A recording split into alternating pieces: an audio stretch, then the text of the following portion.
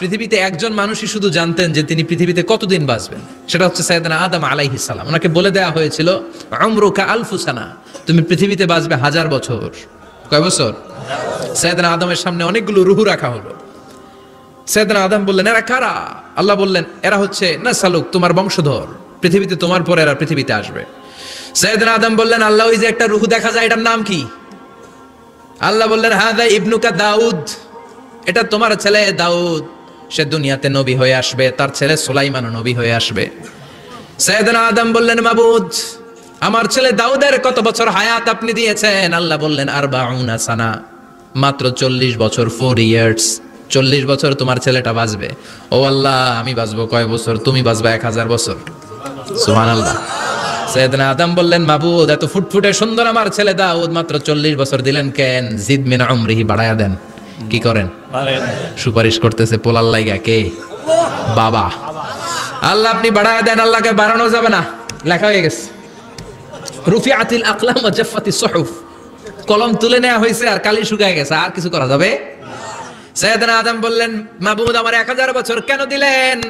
আমার এই সুন্দর ফুটফুটে ছেলেটারে মাত্র শুধুমাত্র 40 বছর কেন দিলেন? ও মাবুদ, আমার 1000 বছরের দরকার নাই, আমার 1000 বছর থেকে 60 বছর আমি আমার ছেলেরে দিয়ে দিলাম।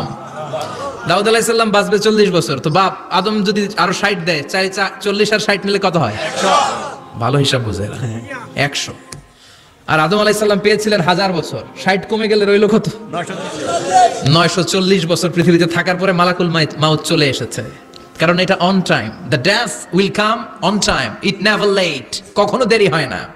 আল্লাহ বললেন, লিকুল্লি উম্মাতিন আজালুন ফাইযা জাআ আজালুহুম লা ইস্তাখিরুনা সাআতান ওয়া লা ইস্তাকদিমুন।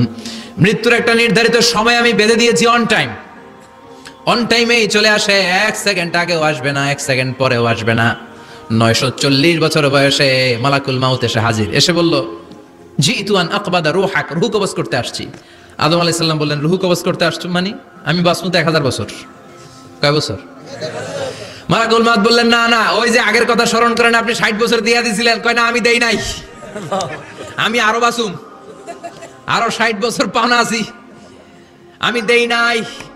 মালাকুল মাউত বললেন, আপনি দিয়েছেন। আদম বলে, দেই নাই। মালাকুল মাউত বলে, আল্লাহ ঘটনা দেখেন, দিয়া কয় দেই নাই। আল্লাহ কয়, থাক, কথা কইস না, আয়া পড়। সুবহানাল্লাহ পড়েন।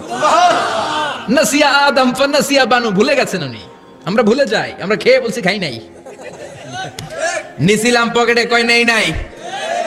এরকম ডাকাইত আছে না নাই? নাসিয়া আদম ফানাসিয়া বানু, বিশ্বনবী বললেন, আদম ভুলেছে তো তার সন্তানরাও ভুলে যায়। জাহাদা আদম ফাজাহাদা যুররিয়াতু, আদম অস্বীকার করেছে, তার সন্তানরাও অস্বীকার করে। সেদিন থেকে আল কিতাব ওয়া শুহুদ, মানে লিখে রাখার সিস্টেম আর সাক্ষীর সিস্টেম চালু হয়েছে। সুবহানাল্লাহ পড়েন। সুবহানাল্লাহ।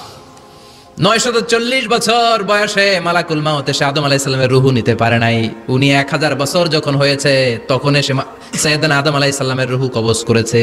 যেই দিন পৃথিবীর প্রথম মানব, প্রথম নবীর রূহ মালাকুল মাউত দুনিয়া এসে কবজ করেছে, ওই দিনটাও ছিল জুমাবার। সুবহানাল্লাহ, আল্লাহু আকবার। আবার বিশ্বনবী বললেন, লা তাকুমুস সাআ ইল্লা ফি ইয়াউমিল জুমআহ ইযা যুলজিলাতিল আরদু জিলজালাহা ওয়া আখরাজাতিল আরদু আসকালাহা ইযা রুজ্জাতিল আরদু রাজ্জান ওয়া বুসাতিল জিবালু বাসসা। কিয়ামতের দিন পৃথিবীটাকে একটা প্রকম্পন দিয়ে কাঁপিয়ে দিবে কে? আল্লাহ। মারাত্মক একটা ঝাঁকুনি দিবে আল্লাহ, পুরো পৃথিবীটা কেঁপে ভেঙে চুরে খান খান হয়ে যাবে। এই ঝাঁকুনি আর আর্থকোয়েক, ভূমিকম্প এর ঘটনাটা যেদিন ঘটবে, ওই দিনটাও হচ্ছে জুমার দিন। চিৎকার করে পড়েন সুবহানাল্লাহ।